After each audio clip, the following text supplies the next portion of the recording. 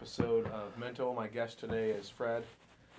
I wanted to thank you for a couple reasons. One, for having me on, or for having you spend the time to come on to my show.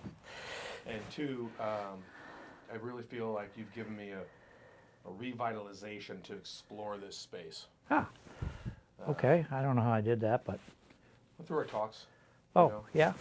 You've helped me agree the past couple of years, and I value our friendship. And Thank you. Thank you for spending the time. And, Same here.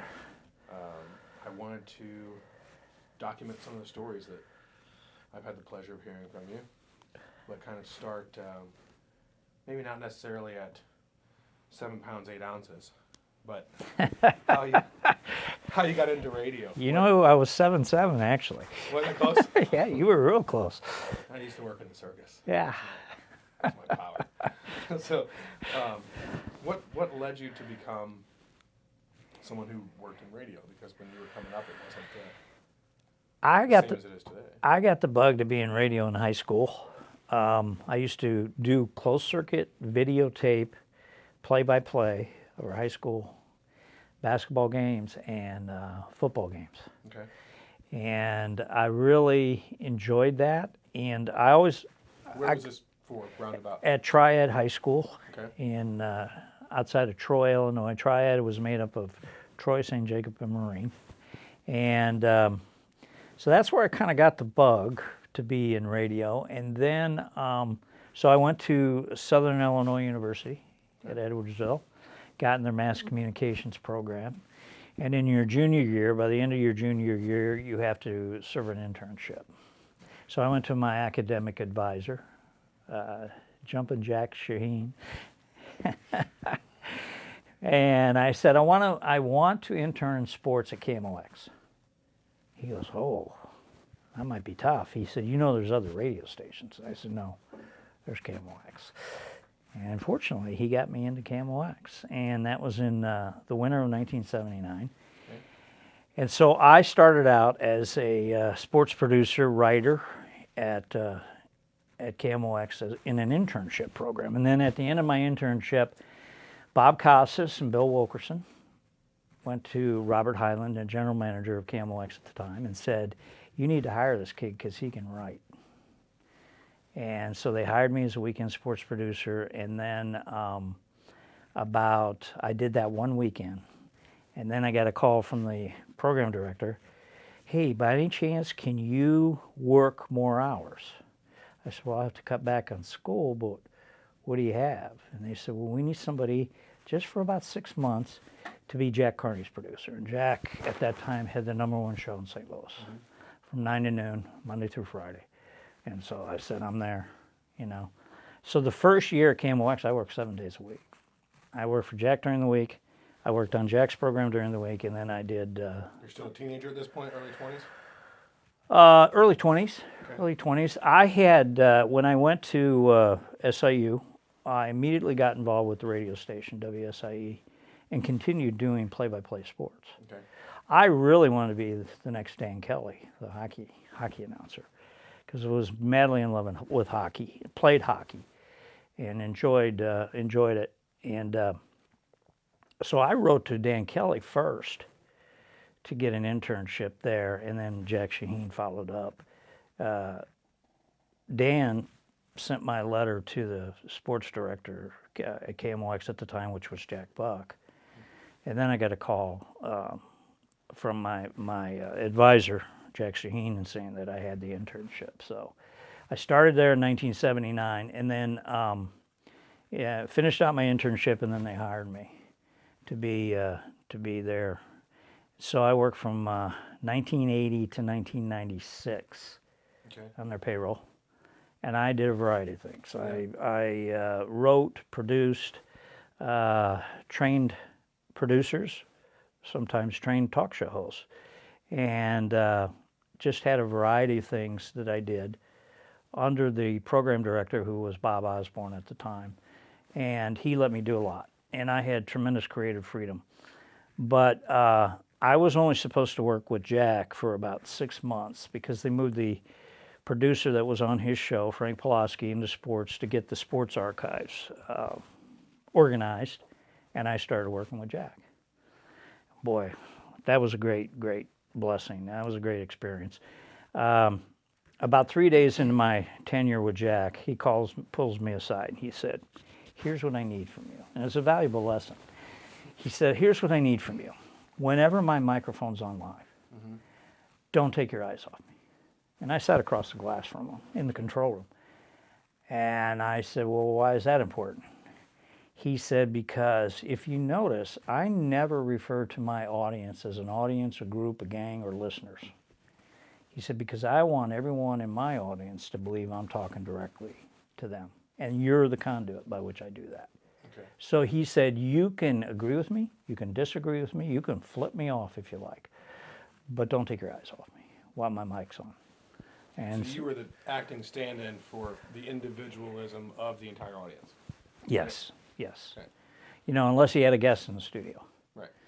And Jack could draw the best of the best. And he had worked at WABC New York prior to going to KSFO in San Francisco, where he had a long career there. And then he came to KMOX, and he was 13 years at KMOX, and I worked the last 5 years with him. Died at 52, you know. Never forgave him for that because he cut my income in half overnight. He was getting ready to go on he was getting ready to go on a trip to Cancun over the Christmas break. And the Tuesday after Thanksgiving in 1984, he was taking scuba diving lessons, and he had a heart attack on the bottom of the pool. And by the time they got him to the surface, he was already gone. So then I spent the next 3 days putting his obituary together. So we had a unique kind of relationship. Jack trusted me from day one to write for him, and he gave me tremendous creative freedom. And so I ended up doing all of his biographies in sound. Whenever there was, like for instance, Glenn Campbell. Okay. We would do a biography on sound on Glenn Campbell's birthday. And we would do 3 hours with interviews that Jack had collected over the years from WABC, KSFO, and KMOX. And as his career progressed, we just kept adding to the special. Can you clarify, if I can for a moment, Glenn Campbell, is it country music? Yeah. Yeah, he had a theater down in Branson. Right. He did have well, did he have a theater? I know he did a lot of guest appearances down there with Andy Williams and the like. Yeah. Andy, yeah, he could have done before that. The Moon River Theater. So I only know because I lived in Branson late 80s, early 90s. Right.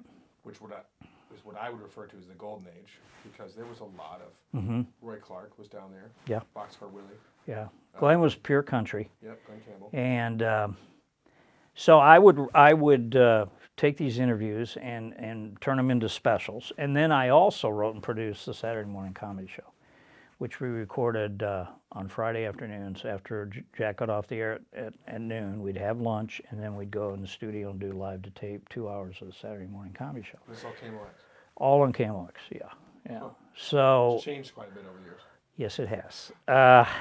But anytime a celebrity couldn't make it into Jack's show, because of flight schedules or whatever. So Glenn Campbell, for instance, he ended up doing an appearance at Six Flags on a Saturday. Okay. So Jack said to me, he can't make it in on the show, so I want you to go out there and interview. Oh, okay. I'll go interview Glenn Campbell.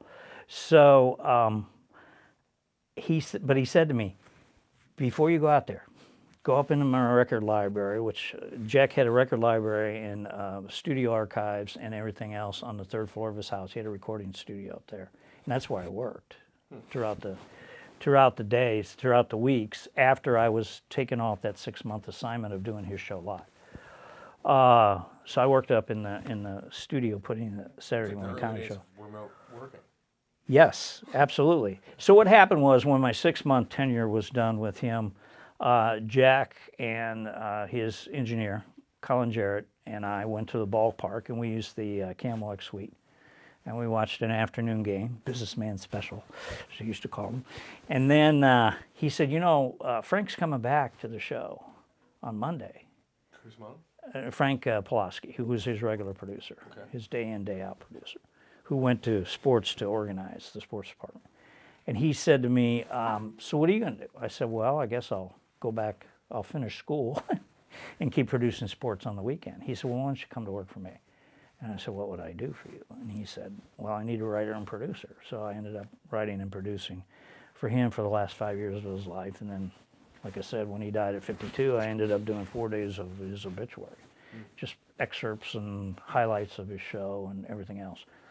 So, but for getting back to Glenn Campbell couldn't make it in. He was playing the theater in not Branson, in Six Flags. Okay.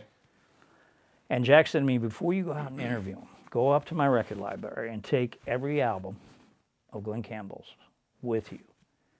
And before he comes in the green room for you to interview him, he said, spread them around. It'll be a conversation starter. So that's what I did. Glenn comes walking in, and he says hello to me, and then all of a sudden his eyes caught an album, and he goes, oh my gosh, I don't even have this one. And he turned it over, and he could name all the sidemen and all of that stuff. And then he found one with his picture on it. Sidemen, meaning who played with him on those songs? Played with him on those albums. And then he saw one with a picture of him, from the 1960s. He goes, you know what I tell young artists? Don't put your pictures on your albums. He said, because you'll live to regret it if you have any longevity in your career. So don't put your pictures on there, because all you're going to do is get older, So that was, that. So I did those kind of interviews. One interview that stuck out, and Jack sent me to interview a lady named Eva Jesse on a Saturday afternoon at the Mayfair Hotel in downtown St. Louis. She was in town for something. Eva Jesse was the first African-American choral director to ever have a chorus on Broadway. Elaborate on what that might be. Well, and also, may I have just a moment? Yeah. You want to adjust my shoulders up a little. Uh-oh.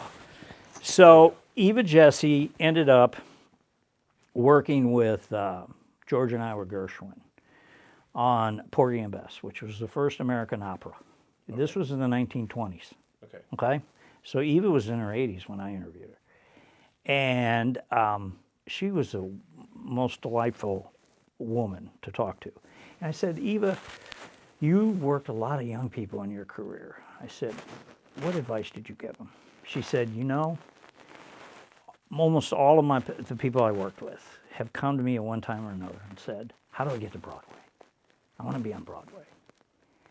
And she said, I always told them the same advice. That's a great ambition. Keep that up there as one of the stars that you reach for. You want to be on Broadway. But realize this, you're going to work a lot of meantime jobs. And sure, okay. In the meantime. In the meantime, she said, especially in this business. I like the way people used to use their language who were born in that Yeah. period. She says, you're going to work a lot of meantime jobs, and don't ever underestimate them. Do them to the best of your ability. Learn as much as you can from that meantime job. And then when you finally get to Broadway, all those experiences, all those people that you met are going to manifest themselves in the role that you play on Broadway. And so she said, don't ever underestimate the value of the meantime job.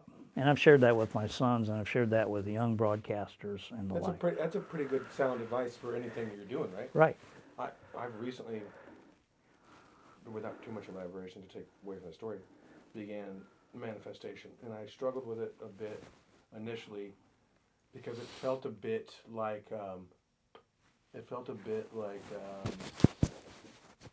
witchcraft almost, Mm-hmm. right? Like, so when you're a faithful person, Yeah.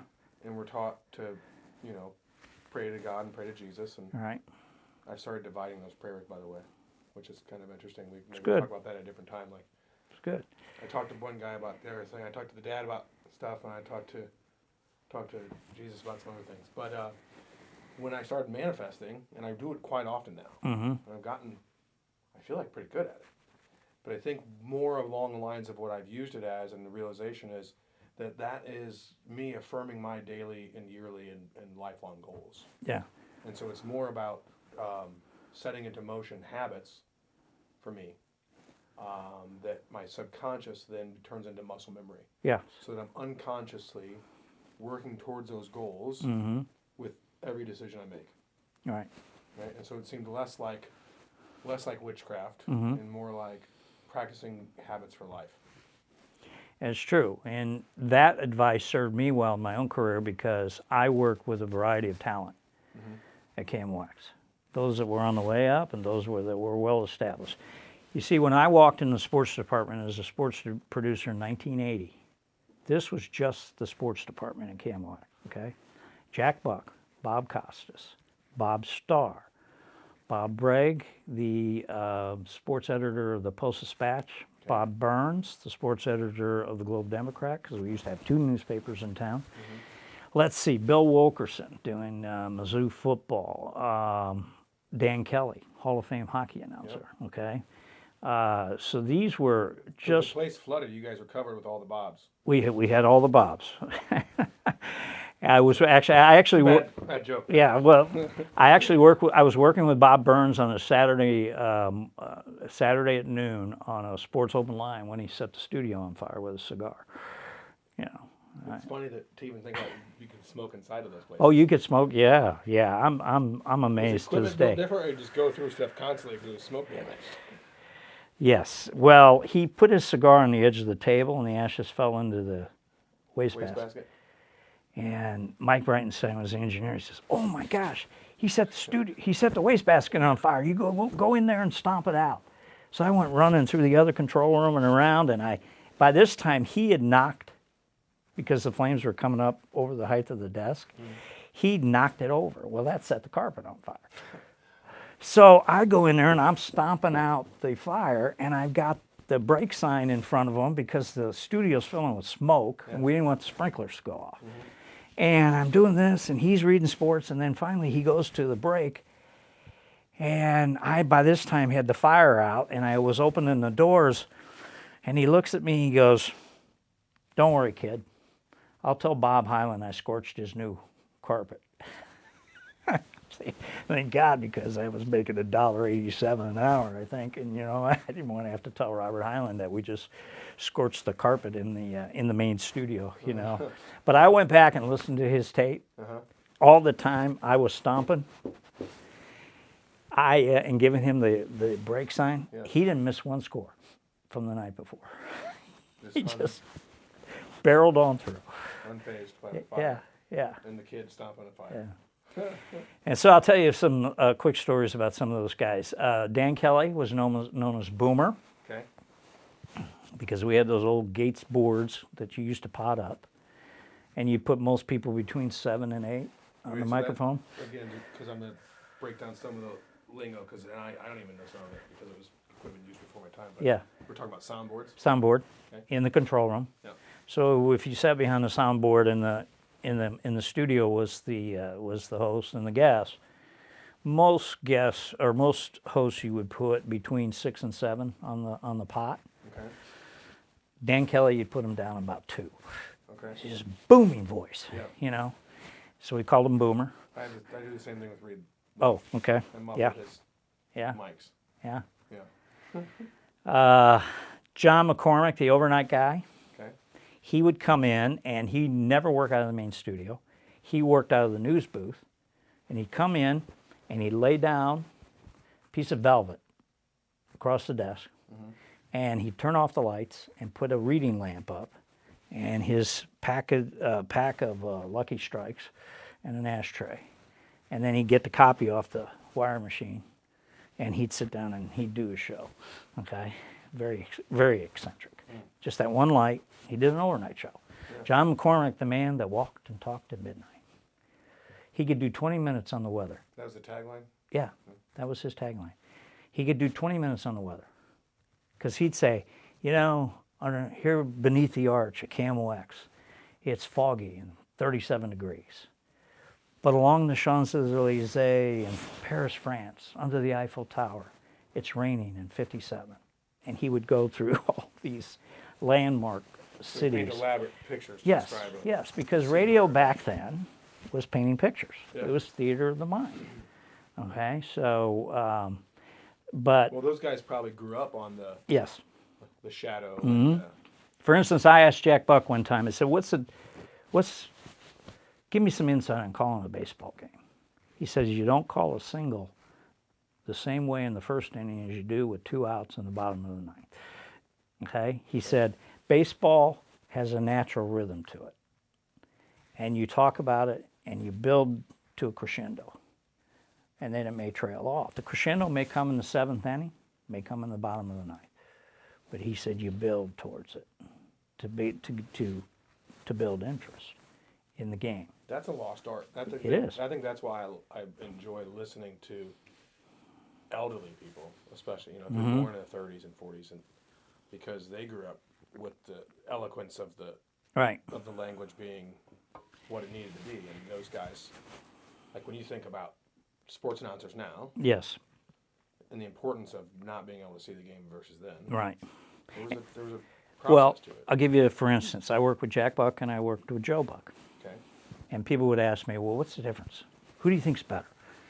I said, Jack Buck was perfectly suited for doing radio, and Joe Buck was perfectly suited for doing television. And they said, what do you mean? Well, Jack grew up working the riverboats on the Ohio River at 17 years old. By the time he was 18, 19, he was fighting in World War II. And Jack was a very colorful figure. And he had a lot of stories to tell, which is perfect for radio. Because in radio, you have a lot of time to fill in a 9-inning game. Okay? So he could tell these stories and really keep you enthralled. Even if the baseball game was, a pitching duel that was kind of boring and no hits, no runs, no what. Joe Buck grew up going to what? MICDS. Okay? More of a country club life. And he didn't have those colorful stories to tell, but he had the pictures to play to. Yeah. And that's what he ended up doing. And so he complemented the visuals, whereas his father could create the visuals. Right. Give you, for instance, Jack was out in Los Angeles, and he was very good friends with Jonathan Winters. They'd grown up in Ohio together. Jonathan Winters, the comedian. For those who don't know, is a comedian. Yeah. The comedian. I knew who he was. Yeah. I grew up watching Johnny Carson with my grandfather. Right. It was like one of my highlights of my childhood. Well, Jonathan Winters was very good at improv, okay? So Jack had him into the booth, and he talked to him as a character, as a pitcher from the 1920s and 30s. Okay? And Jonathan fell right into that role. And he said, you pitched both ends of a doubleheader. He said, oh, yeah, back in the day, that's what we did. And while the game's going on. And Ron Say came up, and Jonathan Winters said, oh, I've always been an admirer of Ron Say. And Jack said, why is that? He said he carries his wallet on him, even when he's in a game. Yeah. Whip Willis, that's the character that Jonathan Winters played. Whip Willis. Fire-throwing left-hander. I was about to say, it's a heck of a pitching name. Yeah. And he said, Whip, what are you doing now that you're retiring? He said, oh, I just, I hang out in ballparks. He said, my wife's gone, and, she was caught up in a tent collapse at a circus, and she was never right after that. And he's just making this stuff up, and it just goes on for about 11 minutes, but it's hilarious. You can hear Mike Shannon laughing in the background, and all. Shannon was also part of that sports department as well. Yeah, he must have been a younger guy there at that time. Right? Yeah. I had great opportunity not only to work with that great talent, but off-air stuff would happen as well. And so I was sitting in Studio B with... Research that I wanted to share quick. When you say Jonathan Winters, too, the thing that I remember most, besides him being fairly regular guest on Carson, was there was a made-for-television movie called Alice in Wonderland, and a follow-up was a miniseries, Behind the Looking Glass. I believe it was the second part. My grandfather videotaped it for me. And I would watch it over and over and over again. And it was a star-studded cast. All right. I don't know if you've ever seen it, but Jonathan Winters played Humpty Dumpty in that. Perfect role. And J.J. Walker played a lizard carpenter.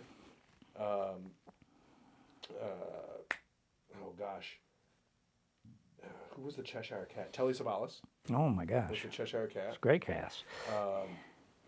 Mr. Miyagi, what's that guy's name? From the Karate Kid? Yeah. He played a goat on the train. Ringo Starr was a sea turtle. Dick Van Patten was Tweedledee. Wow. Shelley and you watched this over and over as a Shelley kid? Winters was Tweedledum. Yeah, yeah. And then there was some woman. Explains a lot. Labyrinth was my favorite film as a kid. Yeah. I was a bit of a strange. Let's rephrase that. A strange guy. Yeah. When it comes to that stuff, but no, I remember that on there, and I remember, watching it over and over again. It was great. But that cast, if you look back at that cast, I think Red Fox was in it. It was tremendous. Yeah.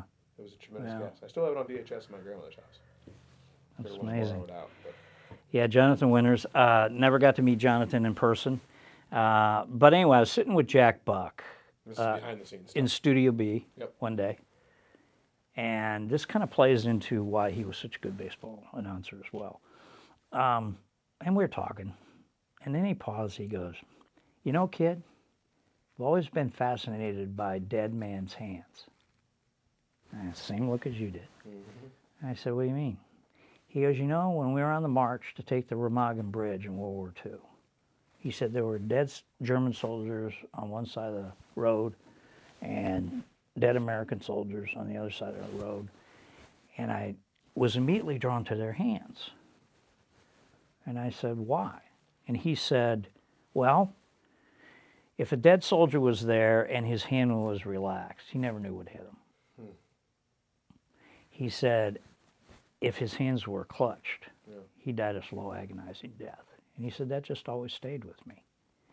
And then I asked him, I said, "I know you were wounded, got the Purple Heart in World War II. What happened?" He said, "Well, on that same march, a mortar round went off in a tree behind me, and I got shrapnel in my shoulder." And he said, they field dressed it, and then they shipped me out to a hospital, a field hospital. And from there, they shipped me to Paris for rehab. And he said, I got out of rehab in Paris, and he said, I took the liking to this French girl. And he said, so I didn't immediately go back to my unit.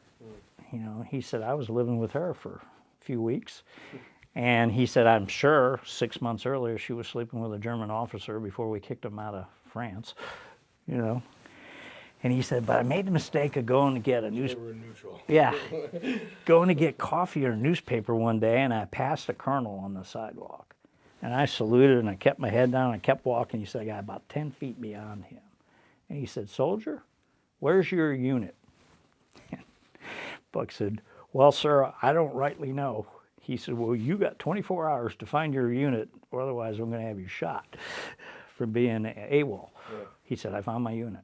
He said, I didn't even go back to the apartment and say goodbye to her. He said, I found my unit. He goes, I didn't want to go back to the front. That's you know how things work. Yeah.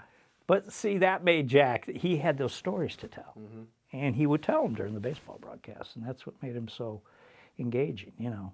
Plus, he just understood the game so well. And he could paint those pictures for you. And, but getting back to then to Kearney, I had amazing experience meeting some people. I was counting up the other day. I met Willie Mays. Okay. I met Mickey Mantle. Oh, wow. I met Hank Aaron. We just auctioned off a Mickey Mantle picture the other day at one of our Yeah. events. They were all guests in the studio. Mickey came in for the 11 o'clock hour on Jack's show, Jack Kearney's show, with an 8-ounce styrofoam coffee. What was the name of the when Yeah, those guys full all of- played? They were was it the Gas House? Oh, that was our thing. That was Cardinals thing. That was House Cardinals, it was a guest house gang, Thing. yeah. What were the Yankees? They had something, didn't they? Well, they won so many championships, I can't remember now what they were called, but Mickey came in with a 8-ounce glass coffee cup. It was full of bourbon at 11 o'clock in the morning. And Jack could smell it and goes, hey, Bick, what are you drinking? He goes, breakfast of champions, Jack, breakfast of champions. And then Jack just let it rise. Yeah. But he later admitted in his interview, had he taken care of himself, he would have played a lot longer because he had that kind of talent. And then Hank Aaron, the last show I worked at KMOX as a producer was the morning meeting with Kevin Horgan and Charlie Brennan. And Hank Aaron had retired from baseball, and he was traveling the country plugging his autobiography. Okay. So he came into St. Louis, and we booked him on the show, and I took him in the studio, and they do the first segment. And then during commercial break, I went in to the studio, and I said, Hank, I saw you hit a home run they didn't count. And he looked at me. He goes, you can't be that old. I said, Sportsman's Park. He said it was a 2-1 count. The pitch was low and away, and I hit it over the right center field fence. And he said, if I remember right, I was already around second base before I realized the home plate umpire had called me out because I stepped on home plate when I swung, which is out of the batter's box. And he said, after that, I remember, too, I wasn't too polite. So Charlie and Kevin are listening to this, but nobody heard it because we were in a commercial break. Yeah. And so Kevin says, when we come back out, You gotta tell it again. we gotta recreate that moment. So we did. And then Charlie asked a great question. Because he said, Hank, you hit something like 750 whatever home runs, and yet you remember every detail of that home run. And he got that big grin on his face, and he started laughing. He said, you know, Charlie, you always remember the one that got away. Yeah. I felt like I better go. But I was like 8 years old, and I was there with my aunt and uncle from Chicago. They wanted to see a Cardinal game, so they took me and my brothers to that game, and he was playing for the Milwaukee Braves against the Cardinals. And were the Browns here at that time? no, they were Before gone. that? They were gone by Gone. then. Yeah, Okay. yeah, they became the White Sox. But when you were doing sports radio too, when did the Hawks leave? In the 70s? The basketball NBA Hawks? 60s, 60s? late 60s, I believe. Okay, because my great aunt, who was born, she was older than my grandmother. My grandmother was born in 1933. Yeah. So she must have been born in 28 or something. She was a season ticket holder for the Hawks. So she used to really get excited to be able to come watch my basketball games when I was younger. And I'm sure not the same caliber was had by my middle school and high school teams, but I don't know that I ever knew that timeline of when we had the Hawks here. Yeah. I saw him play one time at the Kiel Opera House, which is now the Stiefel. Oh, really? That's where they played? That's where they played. So that's been around that long? I didn't Oh, know that. yeah. The building's been here that long. Been a long time. You know, Bob Costas helped me get my job at KMOX, but he and I share our most embarrassing moment in radio together. What's that? Well, Robert Hyland went to Jack Carney, and he said, I need you to do your morning show from 9 to noon, and then I need you to come back and do 4 to 6 for like 6 months. Okay. Okay? Because I've got to find somebody to do the afternoon drive. And he said, it'll only be 6 months. Well, Jack's first question was, how much? Like, how much you going to pay me? And then Robert Hines says, so what do you need? He goes, I want Ron Barber to do the news. I want Bob Costas to do my sports, and I want Fred to produce the show. So we started doing the 4 to 6. Costas was always late getting in the studio, okay? And the control room was right around the corner from the sports office. And Jack was in a particularly grumpy mood this afternoon.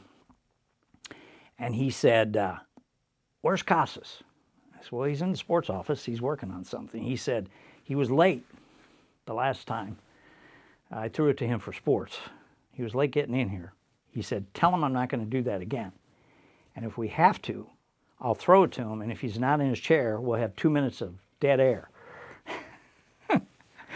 So I went around the corner and I told Bob this. I said, Bob, you can't be late for your next sportscast because Jack's in a crabby mood, okay? Don't be late. He said, well, I'm working on something. I said, I know, but don't be late. So it comes time for his next sportscast, and there's a commercial break before it. And Jack said, if Costas is late, get a bunch of sound effects together. And he said, even if he's not late, I'm going to throw that SOB off his game. And so I ran around the corner. I said, Bob, you can't be late. We're in the commercial break before your sportscast. He's going to make an intro, and then he's going to throw it. And if you're not there, we're going to have 2 minutes of dead air. He said, I'll be in there. Don't worry. I'm working on something. Very important story. I'm working on it. Okay. So we get out of the commercial break. Jack goes into his intro. Still no Costas. And he throws it to Costas. And Costas comes running into the studio, sits down, and Jack cues me for the first sound effect, which was a guy falling from a great height. As Costas was reading that Thurman Munson, the Yankee catcher, had just been killed in a plane crash. Oh, my God. Oh, my goodness. You should have seen the phone board just light up. And we all knew it was live radio. Yeah. Can't take it back. It was satirical news before satirical news. Yeah. Now, Jack was at fault for being grumpy. Costas was at fault for not telling me he's working on a serious story. Yeah. Okay? Because you have to understand that second shift for Jack was just something to play at because he knew it was a temporary thing. And like, for instance, when Robin Barber was reading the news, Jack would often sneak up behind him and set his copy on fire from the bottom of the page. So Ron's moving his fingers up like this, hoping to get to the punchline before, or the kicker on the story before the copy burned up. That's pretty funny. So we had that kind of studio hijinks going on, but that day it backfired on us. Yeah. And as like 2 minutes later, 256, 3256 was the Robert Hyland's line from his office into the studio. Okay. Meaning what? Meaning it was his hotline. Oh. Okay. That's the dial-in. And when I thought it was some kind of cadence or something. No. When I first started working at KMOX, an engineer named Bill Ott said, when 256 rings, it's Robert Hyland. Okay? And whatever you do when you answer that phone, don't say, I don't know. I've seen him fire guys on the spot for saying, I don't know. So never say, I don't know. You're supposed to be the producer. You're supposed to be in control of the whole situation. He said, I don't care if you have to make it up, but don't say, I don't know. So I pick up the phone, and that's Robert Hyland. Tell Carney to come in and see me, because he was getting calls of complaint, about this whole Thurman Munson story. And so I said, Mr. Hyland, would you like him to wait till commercial? No, have him come see me now. Okay, right in the middle of the show. Right. So I held up the phone, and over my right shoulder was Hyland's office, and I pointed to the right shoulder. And Jack got up, and he slumped his shoulders, and he went in to take his browbeating that he was going to get from the boss. What did you cover, commercials? They just covered. Yeah. They just covered. But oh my gosh, it was it was a terrible moment for Bob and me and Jack Carney. So what did you ever make a conversion out of sports, or? And I asked this because I wanted you to share a story that I really enjoyed with the rest of the people, but it's more entertainment. And that was when you were asked to go down the way I remember it. So please tell the story from the beginning, correct it. But basically a crossroads in the middle of nowhere to meet with Johnny Cash. Well, actually, the Johnny Cash thing happened after Jack died. Okay. Like I said, I lost half my income overnight because he was paying half my salary and radio station paying the other half. Oh, okay. Okay, so I was still doing weekend sports producing, but I needed to cover that income. So I started taking some freelance jobs. And a producer who was from Canada but was living in St. Louis at the time heard about me and that I could write and everything. And so he hired me to write 100 scripts. And he said, I need you to go down to take a flight to Nashville, then rent a car and drive to Hendersonville, which is like 35 minutes outside, northeast, I believe, of Nashville. And he said, you're going to come to a particular intersection on this state route. There are 3 medical arts buildings and then a gas station. He said, the medical arts building that comes up on your right, turn into that parking lot and go all the way down below to the back. There's a dentist's office there. The dentist's office opens at 9:30. You get there at 8. Let yourself in. It'll be unlocked. I needed the money. So I did it. I put the 100 scripts together, and I went down there, and I walk into the dentist's office. It was unlocked. And I'm walking past the examination rooms, and there's some guys coming past me in the hallway. It looked like they'd been up all night. And I was told to go to the back of the office and knock on the steel door. And I did that, and the sound engineer opened it up and said, welcome to Doc's place. I said, what's the story of this place? He said, it's owned by a dentist who always wanted to be around country music artists. He said, those guys you pass in the hallway, they were in here all night, last night, putting down tracks for their next album. He said they have an 11 o'clock appointment with the dentist. They're going to go on their tour bus and sleep till 11, come in, get their teeth cleaned, and go back out on the road. So then Lou Robbins, Johnny Cash's longtime manager, showed up. And he said, Johnny will be here in a few minutes. Let me introduce you.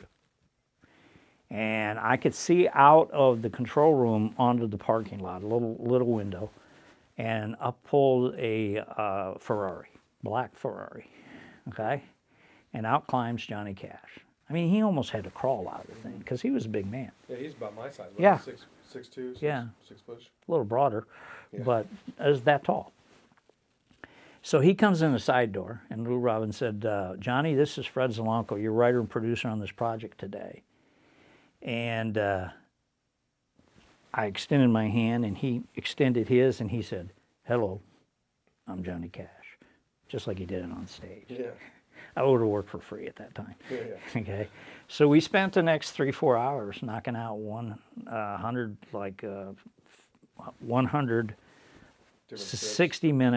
60-second radio scripts. Would it have been great if there were cell phones back then? You could have said, Yeah. 101 is you do my voice. Do my voicemail, yeah. Then I was hired to go down a second time, and John Snyder from the Dukes of Hazzard showed up. Okay. And he just hung out in the control room while Johnny was recording, and Johnny would take breaks and they would talk. Who sang that? Or you don't have to recall. I don't mean to put you on the spot, but who sang that Good Old Boys song? Oh, that was Waylon Jennings. Waylon Jennings. Yeah. Okay. Yeah, well, there's a story there. Okay. I opened up a You did. box here. Because Johnny and John Schneider would talk, because John Schneider at the time was dating Johnny's daughter. Okay. Okay? And Waylon and Johnny used to run around together, right? Well, here's the deal. Towards the end of their careers, Johnny Cash, Chris Christopherson, Waylon Jennings, and Willie Nelson did a tour as the Highwaymen. And they put out a very popular album. And then they toured to promote the album. Well, here's what a lot of people don't know. Must have been a wild bunch of guys there. They all had their addictions, Yeah. okay? Prolific addiction. Yeah. Willie Nelson, it was marijuana. Yeah. Waylon, it was alcohol. Yeah. Chris Christopherson may have been alcohol and pills. Johnny was pills. But throughout their careers and their friendship, whenever one of them fell off the wagon, a call would go out, and they would all get together and help each other through those difficult times. Well, they were spending so much time together. They thought, we ought to record and then tour, and then we could keep an eye on each other. Yeah. And that's where the whole Highwaymen band and the album came Yeah, from. that's a heck of a foursome. Oh, Right there, yeah, too. yeah. I would liken that to my favorite collaborative group would be the Traveling Wilburys, which is Very much not like a that. long-lived thing, but I mean that was like, Yeah, wow, you talk about a few guys getting together that yeah. made an impact historically in music. Oh, they were phenomenal, but they were. The sound engineer at Doc's place said Johnny has a cabin on his property, and he'll go away, and he'll stay in that cabin for 4 or 5 days without any phones, without any electricity, and he'll write songs. But he has to get away completely. And then he asked me, he said, you been at Johnny's house? I said, I don't know, Johnny. I'm just hired to do this job, you know? He goes, well, my daughter's the same age as his granddaughter, so I was over there last Saturday because she went to a birthday party. And he said, you know, a lot of people think Johnny and June Cash are kind of like country bumpkins, but when you walk into the foyer of their house, he said it's full of antiques. And he said, I ain't talking any 100, 200-year-old stuff. I'm talking Louis XIV, Louis XV. And they had a great eye for collecting. And when they would ever tour Europe, they would go to these antique shops and such and pick out a piece and then have it shipped back home. Yeah. So when June died and then subsequently Johnny died, Sotheby's did the auction. Yeah, yeah. But that was my Johnny Cash story. That's pretty cool. I mean, there can't be but a handful of people that have any Johnny Cash story. Yeah. So. 1982, Jack was asked by the back to Dorsey now. Back to KMOX. Yeah. In 1982, Jack was asked to do a week of live shows from the Fox Theater. Okay. Fox Theater had been closed for 25 years.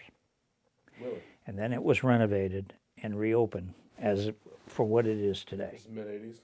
1982. Early, okay. So Jack was good friends with a local pianist named Eddie Samuels. Mm-hmm. Eddie was married to a St. Louis girl. Prior to that, he had spent most of his career in Vegas. So he was a pianist who accompanied various acts. Jimmy Dean. Not the sausage guy. Yeah, sausage guy. The sausage guy. Yeah. That's where that comes from? Yeah. I didn't know that. Yeah, Jimmy Dean, same guy. I thought that would be Big funny. John, Big Bad John. Yeah. That was his hit, and he then turned that money into his sausage empire with his family. That's funny. Yeah, Jimmy Dean. I have a new respect for that sausage. And one of the guests that Eddie Samuels used to accompany in Vegas was a guy named Eddie Fisher. Okay. Okay, That Eddie- sounds familiar. Eddie Fisher was a singer back in the 40s and 50s Okay. and an actor. More of a singer than an actor, more of a Vegas act. Like a vaudeville type of deal? Oh no, Variety singer, like a Sinatra, just lower tier. guy? Okay. Okay, did pop hits and jazz standards and so on. Covers and such. Yeah. So Eddie got Eddie Fisher to come to St. Louis to reopen the Fox Theater and do a couple of songs. He was going to be on the Monday show. So Sunday night, Jack took Eddie Samuels and whomever else was going to be a guest on the Monday morning show at the Fox Theater. He took us to dinner. And I ended up sitting next to Eddie Fisher. Now I'm 25 years old. Barely know who Eddie Fisher was. Eddie's bigger claim to fame was he left the actress Debbie Reynolds, who he was married to, Okay. to marry Elizabeth Taylor. Okay? So that probably outshined his musical career. It was a big scandal Yeah. back in the 50s or whatever. So, She had a whole flurry of male suitors, right? She was kind of like yeah, I mean, she was an actress. She was Genghis very, Khan of she female was, actresses. she was much more successful than he was, Yeah, you know? certainly. So Eddie and I end up sitting together at dinner, and he said to me at the end of dinner, he said, well, you know, we've had such a great conversation. He said, you're an interesting young man. I said, thank you. He said, how old are you? And I was like 24, 25. He goes, you're the same age as my daughter, Carrie. And he said, I need to introduce the two of you. She dates bums. And she needs somebody in her life like Would you you. take that as a compliment or not? Yeah. Well, he said He he be great for found. my daughter. She's a bum dater. Yeah. He said she needs somebody down to earth like you Yeah. to date. And I said, okay, well, I like the knew. I like the full circle part of the down to earth thing. too, Yeah. Because that kind of comes into play later, doesn't it? Well, he said to me in describing his daughter, well, you know, she did that little science fiction film, Star Wars. Yeah. That's the way he described it. Right. Little science fiction film, Star Wars. And I had to laugh, and he never did introduce us, but That's about Carrie Fisher. For Car- those who didn't catch on to this Carrie Fisher, who was his line of daughter. the story, Yeah. which is why I said Princess this Leia. down to earth thing was funny. Yeah. Because she's known for being out in space. Now, here's the kicker. I've never seen a Star Wars movie. Still? Mm-hmm. You're not doing yourself I know. any injustice by not seeing the later ones. But Yeah. The first three, I think, just for the impact of what they Right. were. I knew who she was and all that stuff, but, you know. Well, she did quite a bit of Yeah. films besides just that. Yeah. That was just kind of her. But I believe, if I'm not mistaken, that was the breakout role for all those All of them. Yeah. people, Yeah. including Harrison Ford. Harrison or no, Ford. Maybe he had something under his belt. Did he have American Graffiti before that? I don't know. Was that the one? I don't even think American Graffiti or Warriors. Probably American Graffiti. Yeah, Because that was I think before so. Warriors was an '80s movie. So Star Wars Yeah. was '70s, so it had to be American Graffiti. That was with there was quite a cast in American Graffiti Yeah. too. A lot of up and comers there, like Ralph Macchio and right. Am Yeah. I thinking of the right one? I think so. What's the brothers? Sheen and Emilio. Emilio, I think, was in that. And In there's a few American guys. Graffiti? Yeah, there's a few. No, young guys. it was Richard Dreyfuss, Richard Dreyfuss. Okay. the guy Fonzie, Well, okay, Fonzie, I can't think of Fonzie's name. Henry Winkler. Henry Winkler. Susan Summers was the blonde they were chasing all over L.A. Okay. Who they passed at the Is that stoplight. Thigh Master? Did she do the Thigh Master or something? I think so. Yeah, Yeah. she did. Harrison Ford, Yeah. he was in that movie. What's the guy from Escape And Wolfman Jack. Escape from New York? Oh, the radio guy. Yeah, who actually met him in my career as well. He did kind of satire radio, right? No, he actually started off, I believe, in Mexico on pirate radio, which on these big towers that would broadcast into Southern California. He became a hit disc jockey. But I thought he had like a lot of like bells and whistles to his thing. Well, yeah, he was a character on the air, but he did a pop top 40 show. Okay. And made it very fun, and he had a unique voice, you know. Yeah, he was still doing stuff when I was a kid. Yeah. Wolfman Jack. Hey, this is Wolfman Jack. Yeah. He'd talk like that. He had like a late show or something. Yeah. He was like the Elvira of radio. Come full circle on the Eddie Fisher story. A couple years later, Jack had Debbie Reynolds in the studio, and it was a Friday, and I was coming down to record the Saturday morning comedy show, so I was listening to the program. Mm-hmm. And Jack asked Debbie Reynolds. He says, "Now you're doing a cabaret act, and you're touring the country. When you're eating lunch or dinner, do men approach you?" She says, "No, and I wish they would." She said, "I often eat alone." And she said, "I don't know why that is. I don't know if they're intimidated by me or what, but then no one ever approaches my table. No men approach my table and ask me for an autograph or even to have lunch or whatever." So I'm listening to this on the way in, you know, and keep in mind, I'm 25 and she was much older. And I was walking into the studio during the commercial break, just near the end of the show, and Jack said, Fred, meet Debbie Reynolds. And I said, "Good to meet you." I said, "You want to go to lunch?" So I almost got to meet the daughter, and I asked the mom out to lunch. So she turned me down. She turned me down, but you know. Well, so we'll have to definitely. I want to do a round 2 and have you back. And usually we try and run right around. Yeah, those are only half the stories. Right now, yeah, we need to archive those things. But I'd like you to share, if you could, because I think it's funny and I like to end on a funny note. But so one more story. But before we do that, I've began to ask people 2 questions at the end of each show. Okay. And I mean to put you on the spot with this, but don't worry, they're not gotcha questions. All right. The first one is, what piece of advice have you received in your lifetime that has served you well that you would pass on to others? Jack Buck pulled me aside when I first started working at KMOX, and he said, "Look, if you want to have a long career in this business, treat every celebrity like a regular person and every regular person like a celebrity." And that was part of Jack's magic. So people were free to approach him and say hello and all that. And he always took the time to be very, very nice to him and all. And it's also one of the reasons I think he became the premier MC in the whole St. Louis area. They would ask him to do all kinds of things, all kinds of events. Respect goes a long way, and true earnest respect goes a long way. Absolutely, and Jack was that. That would be one of them. The meantime job, which we already talked about. I like that. And then also what I use today is don't take your eyes off me. So now I am an executive director of a nonprofit, a Christian nonprofit called the Family Vision out in St. Peters. Mm-hmm. And we are a free Christian lending library. We have a homeschool consignment shop where we resell homeschool curriculum. But then when I joined the ministry in 2020, I convinced the board of directors that we needed to have a digital outreach because the library is only open 40 hours a week.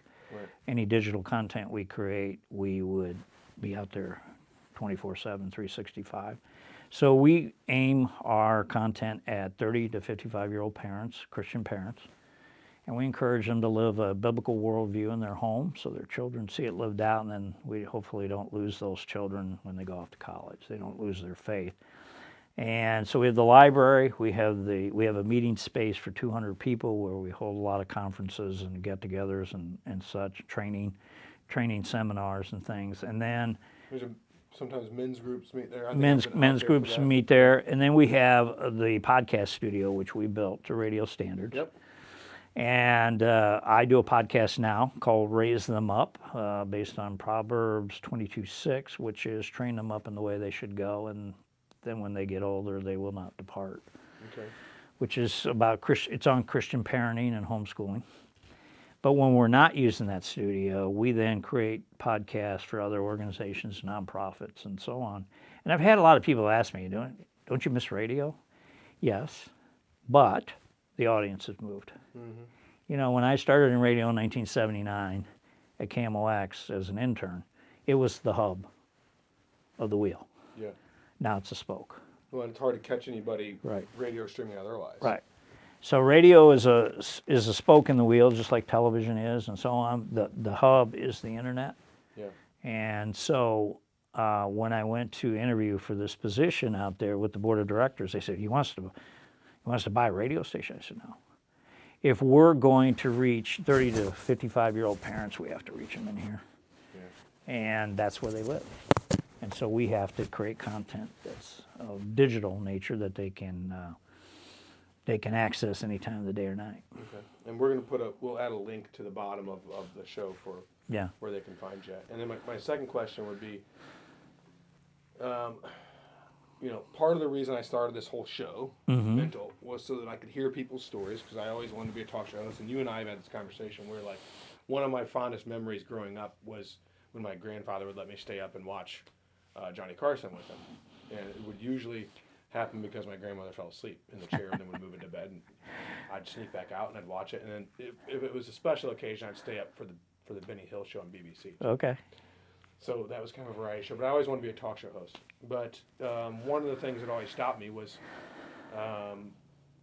fear, right? What would other people think? What would and you wouldn't think it maybe by meeting me, but I'm quite introverted, actually, because of fear. And I let that go in June. It was something that I was going through. So, but one of the things I like to learn from other people is about mental fortitude. So when you're overcoming a difficult time or something you're afraid of, what piece of advice would you give, or what are your practices to get beyond that time? Well, I'm a parent of two boys, and my youngest son, Connor, when he was growing up, you could look at him cross-eyed, he'd start crying. Okay, just when he was very, very young. Sure. Okay? So I went to my wife one day, because I learned this in my own childhood from my mother. My mother was very, very tough. Mm-hmm. And I grew up with 4 brothers. Okay? What place in... I was 4 or 5. Okay. And when you're the 4th of 5 boys, there's like no pictures of me when I was young. Because my parents were over it by the time I came along, okay? So it was like I was in witness protection, all right? But you learn about, you learn being with 4 brothers, you learn mental toughness. You learn how to fight. You learn all these things, My wife, one night we were sitting on the couch watching TV, and I don't know what we were watching, some family-oriented show, and she goes, "Did you and your brothers ever fight?" I started laughing. I said, "I know you grew up with..." Survived. Yeah, you grew up with sisters. Yes, we fought. Of course we fought, and... But it taught me mental toughness. And so when my son got to be around 8 years old, I said to my wife, he needs mental toughness. And she said, "Well, what do you plan to do?" I said, "I'm going to make him a goalie in hockey." Because you're in every play, right? The team rushed on your shoulders, and he became a goalie, and he became a very good goalie in inline hockey, so much so that I had other coaches coming to me at the end of every season. You going to coach next year? Is your goalie going to stick around? I said, "Well, he's my son. Yeah, I'll coach him, And so anyway, as long as I have to. He became a very, very good goalie. Learned the love of the game. Yeah. So when he was about to graduate Lindenwood, I asked him, "What do you want to do?" He said, "I want to work for the Blues." I said, "Oh, okay. You know anybody who works for the Blues?" Well, he had interned through Lindenwood's sports marketing program with the St. Charles Chill, an AHL team that played 1 season at the Family Arena. So he interned there. And he said, "There was a guy that I worked with at the Chill. Now, I didn't know him very well, but we were there at the same time." I said, "Where does he work for the Blues now?" "Yes." I said, "Here's what you do. You call him up or email him. And in the subject line, you say, 'Hey, we work together at the St. Charles Chill. I need 15 minutes of your time for some career advice. I said, don't ask for a job. Ask for advice. No one ever asks us for advice. Okay? So he did that on and they got together on a Tuesday after work. And I said, now, if he gives you 15 minutes, that's all you take. You be respectful, but ask good questions. Ask about the organization, what it's like. I said, you're going to be there an hour because you're going to get him to talk about himself. Right. And after an hour and 15 minutes, they were leaving the restaurant, and he said, Connor, you have a resume? He goes, yeah, I got one in the car. He goes, I can't promise you a thing, but I'll throw it on the sales manager's desk tomorrow morning. Wednesday morning, 9 o'clock, he gets a call from sales manager Blues. Connor, I see you've got some hockey experience. Can you talk at 11? And he was actually on the toilet when he got that call, and he thought, oh. Yep. And he said, yeah, we can talk at 11. So they talked for about 20, 30 minutes. He said, I need you to come see me tomorrow, Thursday. And he went to see the gentleman at Thursday, the sales manager at the Blues, and he said, I need you to come back Friday at noon. I got 2 people I want you to meet. And at 12:45, he's calling me from his car. I said, you got a job. You think so? I said, yes, because it's like a jury. If they come back quickly, you're guilty. Right. Okay? And I said, he just wanted you to meet these people and get to sign off on your hire. By the time he drove from the Enterprise Center to our house in Chesterfield, they called him and said, we're going to send you an offer sheet. And he went to work for the Blues. I think he worked there 2 different stints, pre-COVID and post-COVID, for a total of about 8 years. And he's got a Stanley Cup ring and all. But it's the mental toughness. Yeah. You know, you learn mental toughness. So I always encourage, especially in this day and age where there's helicopter parents, always hovering, always arranging. Yeah. You know, on my podcast last week, I interviewed a Boston College research psychologist. Okay. And his whole study is play. And he said, we don't allow kids to play enough. Oh, yeah. He said, I grew up in the 1950s, and he said, we would play after school. And I said, well, define play. He said, self-directed, self-controlled, no parents involved. No coaches, no parents, no teachers. You're learning how to work things out. And that's what he said, that's what kids are missing today. Yeah. He said, they don't learn negotiation skills. Right. They don't learn how to get along with others. Well, why do you think baby lions wrestle and attack each other? Yeah. You're going to learn how to survive. They have to learn how to work things out, just like I did with my brother. Yeah. And they don't get mental toughness as a result. And he says, we need to allow them to play more. He said, when I went to school in the 1950s, compared to today, the school year is 5.5 weeks longer. And the school day is longer. So these kids don't have a time to congregate by themselves and play. When they do, they're on electronics or something. Yeah, like that, so. Yeah. We don't have a game system. But yeah. My mother. He has a VR, the virtual thing, but he doesn't have like a PlayStation. And my mother, I was a child of he was a child of the 50s. I was a child of the 60s. Grew up in the 60s. And my mother, if I said to her, I'm bored, go outside, find something to do. Mm-hmm. Absolutely. Yeah. Yeah. It was either that or she would give us chores to do, and I didn't want that. Yeah, that's a surefire way to get him outside. Yeah. Although when I get mine outside, I have some chores from out there too sometimes. But he's kind of good at it. But you learn those things. You know, you learn mental toughness. You learn how to negotiate. Was that ball foul or fair?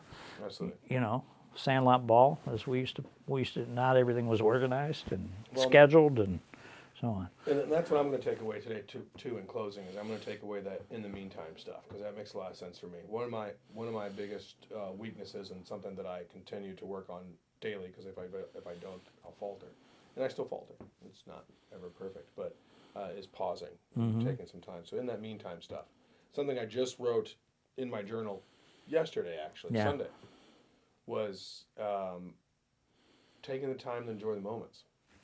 So many times my mind is here or there instead of right here.